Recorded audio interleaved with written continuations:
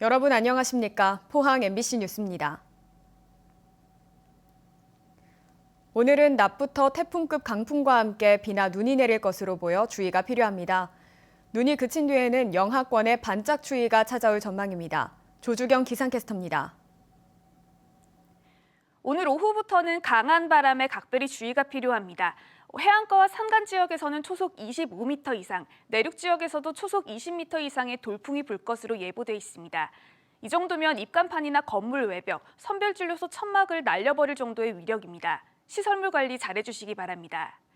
이와 함께 중국에서 동진하는 저기압의 영향으로 오늘 오후 한때 비나 눈이 조금 내리겠습니다. 이번 강수는 진눈깨비나 비가 내릴 예정입니다. 하지만 울릉도와 독도에서는 많은 눈이 내려 쌓이겠습니다. 이어서 자세한 지역별 날씨 보시면 오늘 경북 동해안의 하늘은 오전까지는 맑다가 오후부터 흐려지기 시작하겠습니다. 한낮 기온은 9도에서 11도로 강한 바람에 체감상 기온은 더 떨어지겠습니다. 울릉도와 독도에서는 오전부터 눈이 내리는 곳이 있겠습니다. 한낮 기온 울릉도 8도, 독도 9도로 예상됩니다. 동해 바다의 물결은 동해 중부 해상에서 최고 6m까지 일겠고 동해 남부 해상에서는 5m로 매우 거세게 일겠습니다. 오늘 오후에 비구름이 지난 뒤에는 기온을 크게 떨어뜨리겠습니다. 금요일 포항의 아침 기온은 영하 8도까지 뚝 떨어질 전망입니다. 날씨였습니다. 포항시가 26일부터 엿새간 20만 명의 시민에게 코로나19 검사를 실시하도록 행정명령을 내렸는데요. 이틀째 진료소마다 수킬로미터씩 장사진을 이뤘고 졸속 행정에 대한 시민들의 불만이 쏟아졌습니다. 박성아 기자가 보도합니다.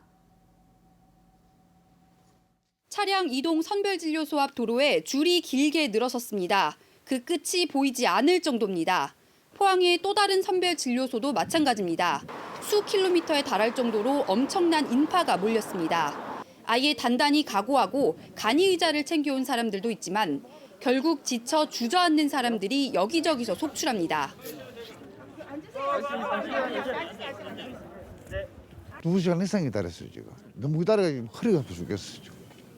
추위 속에 새벽부터 나와 최대 4-5시간씩 기다리던 시민들은 분통을 터뜨립니다.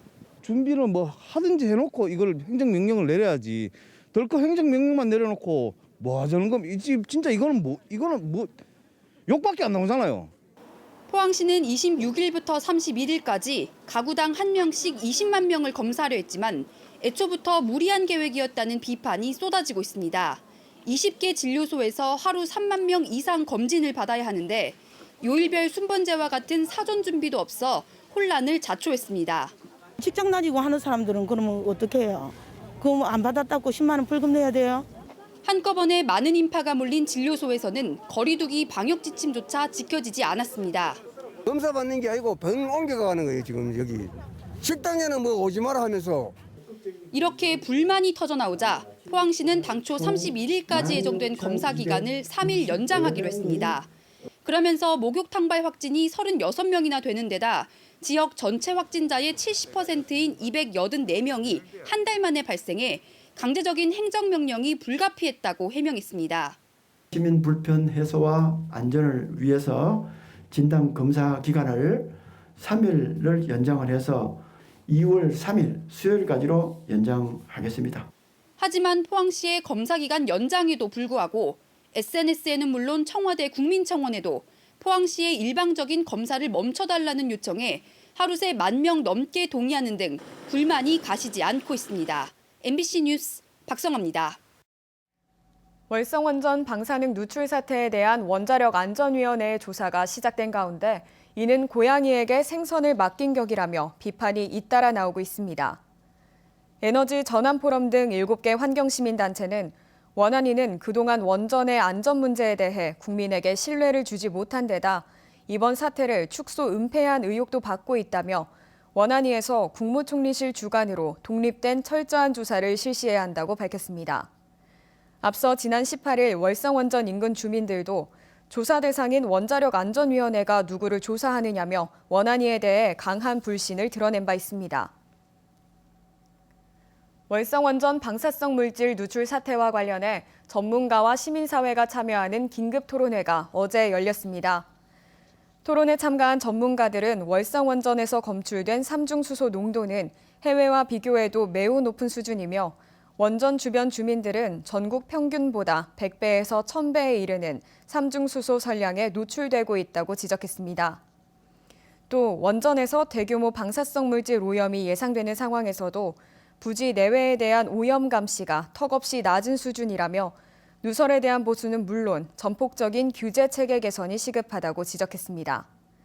이번 토론회에는 전문가들을 비롯해 월성원전 인근 주민과 환경단체 5곳의 관계자들이 모두 참여해 관심을 모았습니다. 최근 산업재해가 잇따르고 직업성 암뿐만 아니라 환경오염 피해가 잇따르는데도 포스코가 이를 외면하고 있다는 지적이 쏟아지고 있습니다.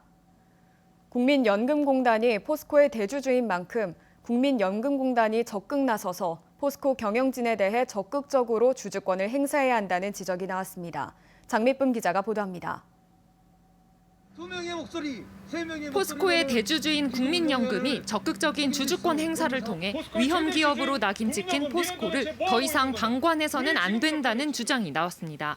공공운수노조 국민연금지부와 민변 민생경제위원회 등 10개 단체는 포스코의 산업재해와 환경오염, 직업성 암 문제가 심각한 수준이라고 평가했습니다. 이들 단체는 국립환경과학원 조사 결과 전국 7개 산단 가운데 포항 산단이 사망비가 1.37로 가장 높았고 심장질환과 뇌혈관 질환, 악성 종양으로 인한 사망비도 가장 높게 나타났다고 밝혔습니다. 또 포스코 포항제철소에서 발생하는 유해물질로 인한 공해 문제가 지역 주민들의 심각한 인명피해로까지 이어지고 있다고 지적했습니다. 포스코가 있는 포항은 전국에서 암 발병률 1위 지역입니다.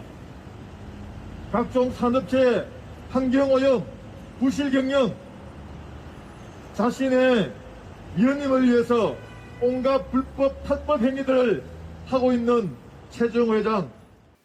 이들은 지난 2018년 이후 3년간 포스코에서 노동자 18명이 숨질 정도로 산업재해도 심각한 수준이라고 밝혔습니다. 산재 사고 등으로 포스코는 3년간 고용노동부 감독을 무려 6차례나 받았고 매번 적지 않은 위법 사항을 지적받았지만 사고는 여전히 반복되고 있다고 지적합니다. 대기업 포스코는 막대한 홍보비를 활용해 사회 책임 이미지를 세탁하지만 이미 포스코는 최악의 살인기업, 위험기업이라는 낙인을 지우지 못하고 있습니다. 이들은 국민연금공단이 포스코의 대주주로서 이와 같은 포스코의 행태를 사실상 방치해온 것이나 다름없다고 비판했습니다. 환경이 오염되든 말든 회사 직원이 죽든 말든 난 상관없어. 돈만 많이 벌어라 라고 말하는 주주가 있다면 예, 있을 수도 있겠습니다. 그러나 국민연금이 그래서 되겠습니까? 이들 단체는 포스코가 지금과 같이 환경 노동 문제를 외면하고 사회적 책임을 도외시한다면 대주주인 국민연금공단이 포스코의 잘못된 행보에 제동을 걸어야 한다고 강조했습니다.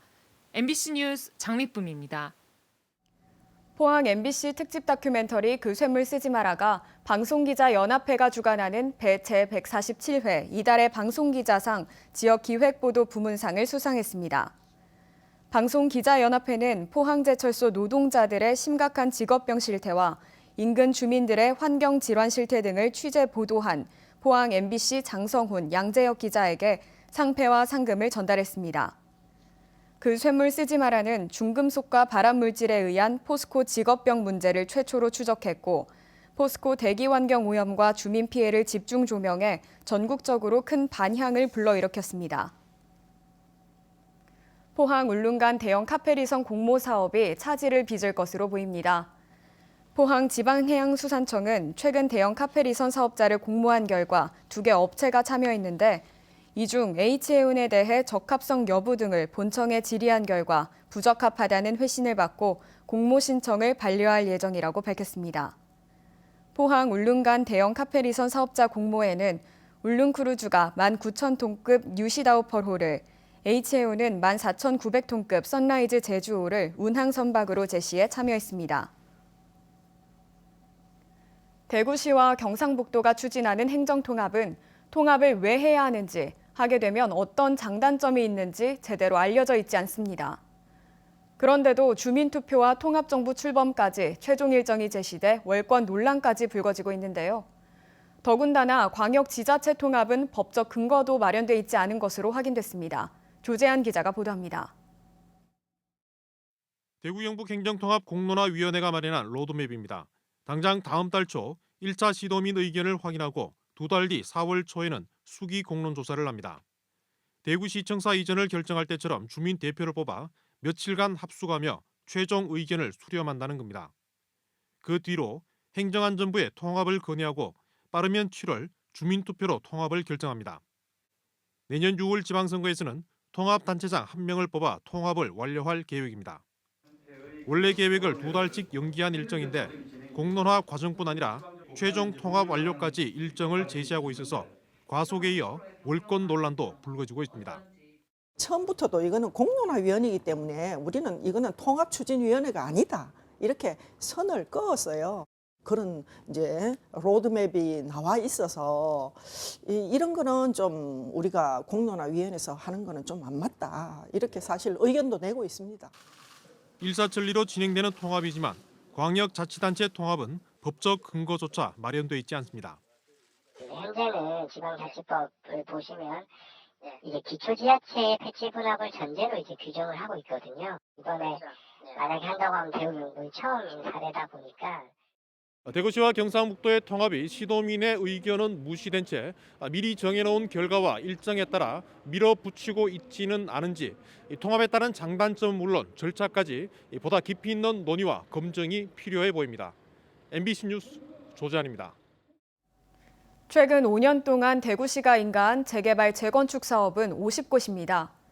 개발 면적만 232만 제곱미터, 중구 면적의 3분의 1에 달하는 넓이인데요. 쏟아진 사업만큼이나 이주와 철거 과정에서 기존 주민과의 충돌도 속출했습니다.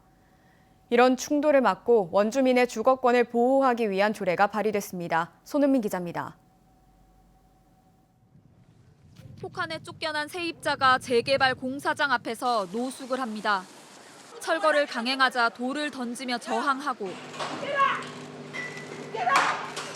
커다란 컨테이너가 주민이 버티고 있는 건물이 막루를 끝내 부숴버립니다. 910만 원 보상 줘갖고 어디 가라고.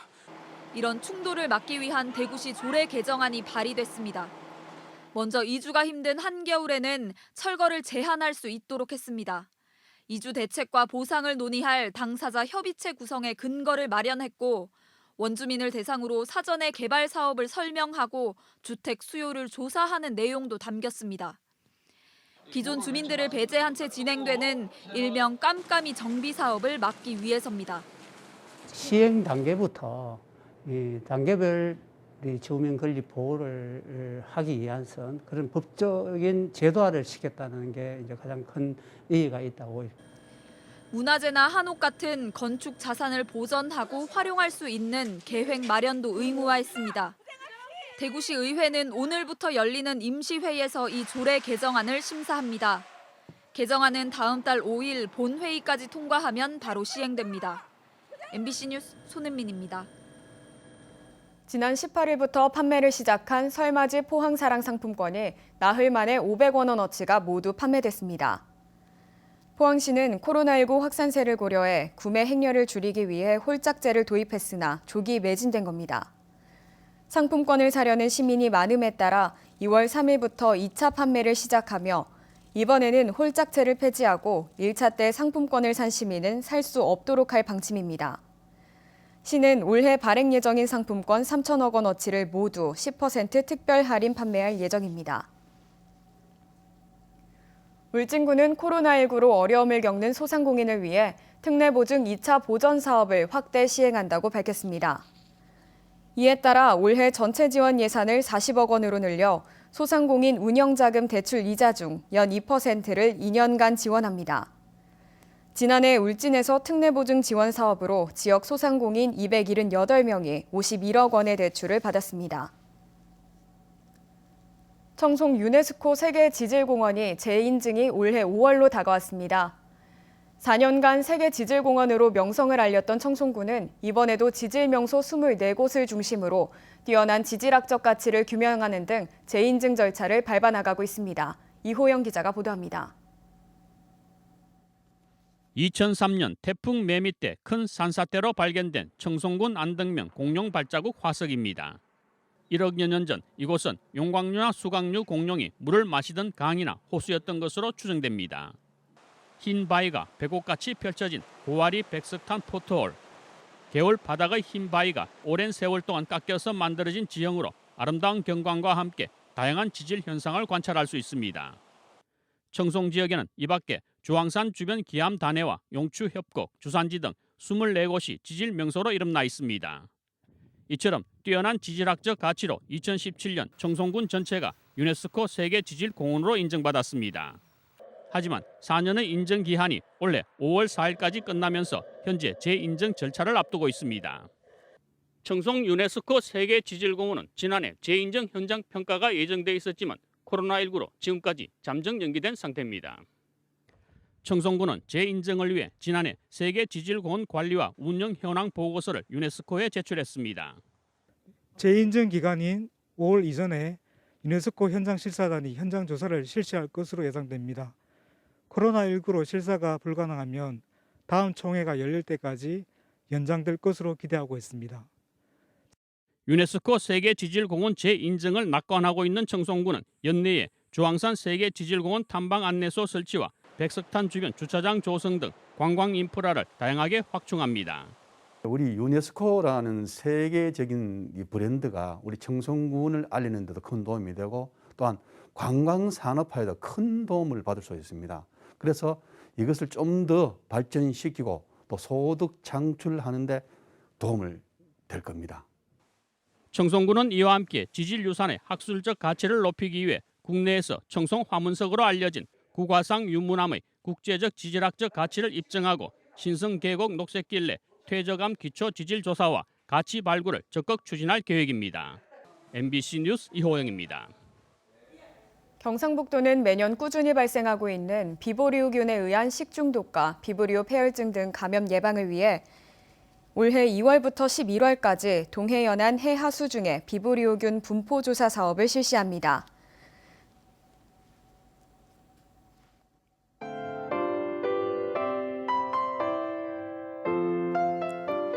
오늘 오후부터는 강한 바람에 각별히 주의가 필요합니다. 해안가와 산간 지역에서는 초속 25m 이상, 내륙 지역에서도 초속 20m 이상의 돌풍이 불 것으로 예보돼 있습니다. 이 정도면 입간판이나 건물 외벽, 선별진료소 천막을 날려버릴 정도의 위력입니다. 시설물 관리 잘해주시기 바랍니다.